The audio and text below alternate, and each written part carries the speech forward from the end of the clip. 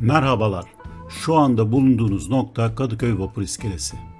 Eğer bu noktaya Karaköy'den vapura binerek ulaştıysanız İstanbul'un Asya kıtasına ilk adımınızı atmışsınız demektir. Buradan Anadolu yakasında kalan tüm İstanbul semtlerine taşıt ile erişim mümkündür. Taksi, dolmuş, otobüs, metro, minibüs, tekne ya da yürüyüş seçebileceğiniz ulaşım tipleridir. Toplu taşımalardan yararlanmak istiyorsanız mutlaka bir İstanbul kart edinmeniz gerekmektedir. Vapur iskelesinden çıktığınızda karşınızda İstanbul Büyükşehir Belediyesi çözüm noktasını göreceksiniz. Buradan bulunduğunuz bölge hakkında bilgi alabilir, İstanbul kart satın alma noktasının nerede olduğunu öğrenebilirsiniz. Öncelikle sizlere önerebileceğimiz 3 çeşit İstanbul kart mevcut. Kırmızı renkli anonim İstanbul kart, üstünde kullanım miktarı yazan sınırlı kullanımlı İstanbul kart ve dijital İstanbul kart. Eğer Türkiye'de geçerli bir kredi kartınız varsa ben size dijital olanını öneririm. Google Play ya da Apple Store'dan bu uygulamayı indirebilirsiniz. Bu ilk videomuzda modaya nasıl gidebileceğimizi keşfedeceğiz. Taksi, tramvay veya yaya olarak 3 seçeneğimiz var. İlk olarak tramvay seçeneğini ele alalım. Kadıköy Vapur İskelesi'ni sağımıza alıp Kadıköy rıhtımına doğru yürümeye başlayalım.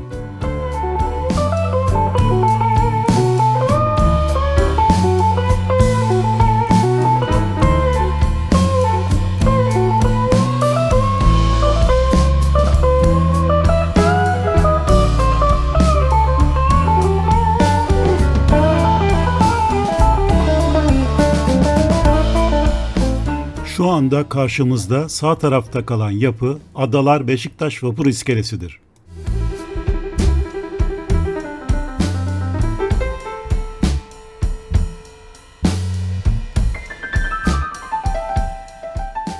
Biraz ileride sağ tarafta M4 metro hattının Kadıköy istasyonu birinci çıkışını göreceksiniz. Hızlı bir şekilde yürümeye devam edelim. Bu arada sağ tarafınızda Karaköy Eminönü'ne sefer yapan teknelerin iskelesini görebilirsiniz.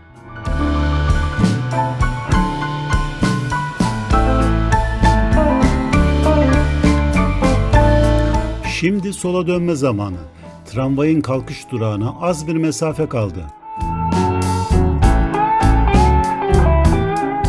Sağ tarafınızda Büyük Ispark Otoparkı'nın girişini görüyorsanız hemen hemen geldiniz demektir.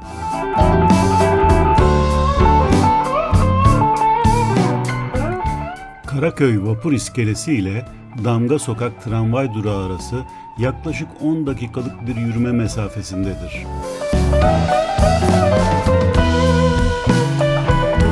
20 numaralı tramvaya bindikten sonra ineceğiniz durağın adı Moda Caddesi'dir. Sonrasında sizi Moda İskelesi'ne doğru bir yürüyüş beklemektedir.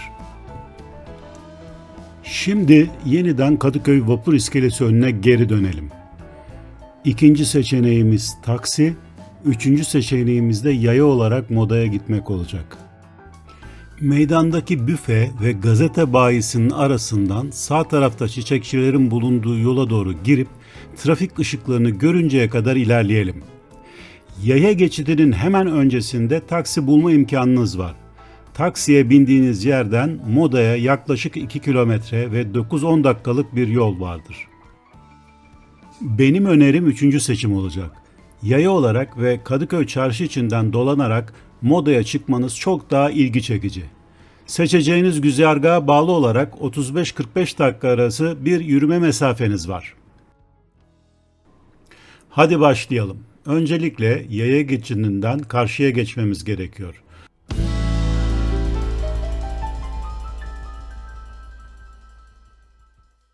Sonra karşımıza çıkacak ilk ışıklardan da karşıya geçeceğiz.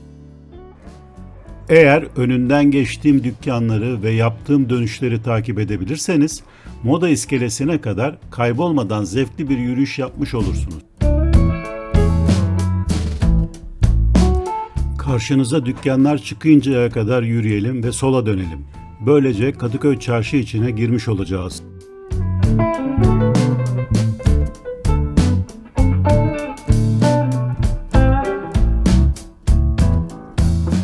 Yol üstünde sol kolda Ahmet Usta'nın Sakarya bölgesine ait meşhur ıslama köfteci dükkanını göreceksiniz.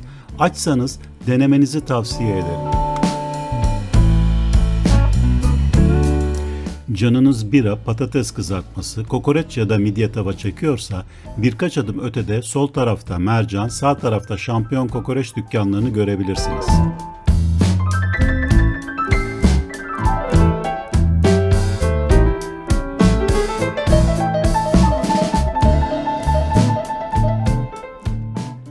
Biraz daha yürüdükten sonra karşınıza çarşı meydanında bulunan Surp Takavor Ermeni Kilisesi çıkacak. Hafif sağa yönelerek sizi Balıkçılar Çarşısı'na götürecek yola girebilirsiniz.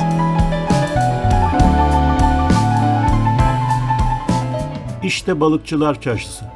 Buradan her türlü deniz ürününü alıp evinize pişirmeye götürebilir ya da çok zahmetli olur diyorsanız çevrede bulunan balık lokantalarında Türk rakısı ile keyifli meze ve balıklar yiyebilirsiniz.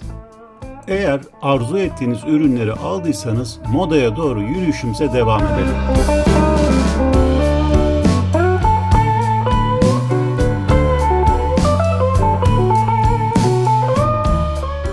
Üç yol kesişimine geldiğinizde önce sağa, sonra soldaki ilk sokağa dönerseniz Bahariye Caddesi'ne çıkabilirsiniz. Kadıköy'ün bu eski sokaklarında yürürken çeşitli lokanta ve alışveriş mekanlarına rastlayacaksınız. Araç trafiğine izin verilen bu yolda dikkatli olmanızı öneririm. Hadi yürüyüşümüze devam edelim. Sola dönüşü kaçırmayın.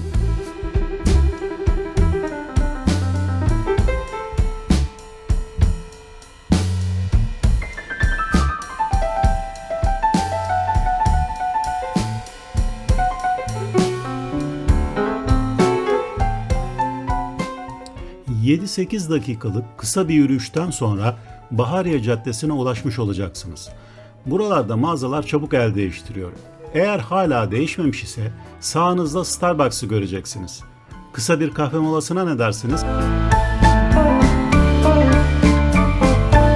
Starbucks'ı geçtikten sonra sağa döndüğümüzde Bahariye Caddesi'ne çıkmış oluyoruz. Eğer kahvemiz bittiyse Moda'ya doğru yürümeye devam edelim.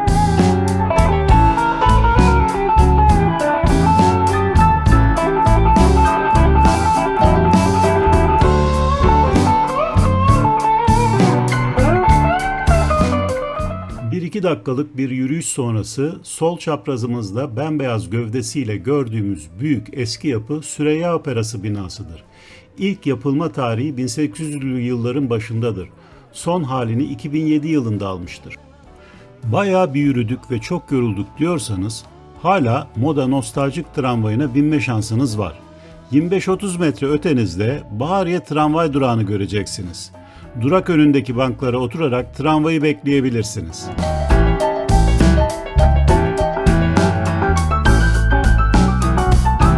Hadi, tramvay geldi, binelim.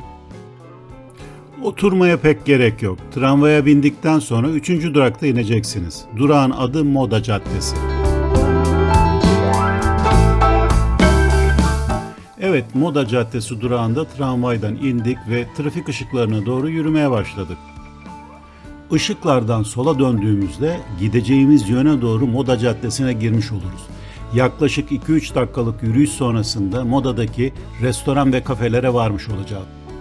Moda 3 yol ağzına yaklaşırken sağınızda yılların Ali Usta dondurmacısını göreceksiniz. Bir fırsat yarıp mutlaka uğramanızı öneririm.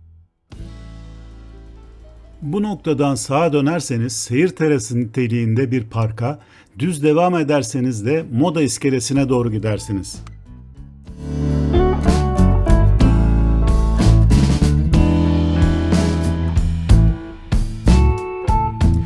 Eğer buradan sola dönerseniz kafe restoran niteliğindeki Kadıköy Belediyesi'nin Moda Kalkedon sosyal tesisine ulaşırsınız. Biz Moda iskelesi için düz yürüyeceğiz.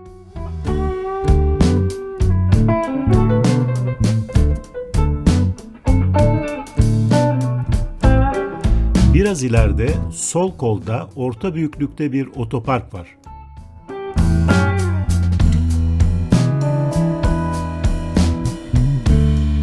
Bu yol üzerinde gece eğlenceleriyle ünlü Koço, Kayıkhane gibi deniz ürünleri ağırlıklı menüleri olan mekanları görebilirsiniz.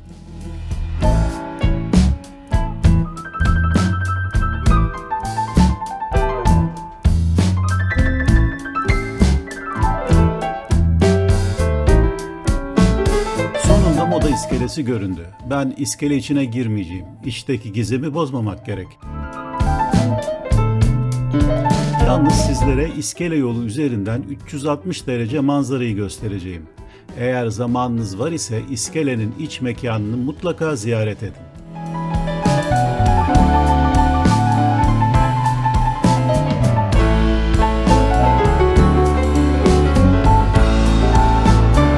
Beni izlediğiniz için teşekkür ederim.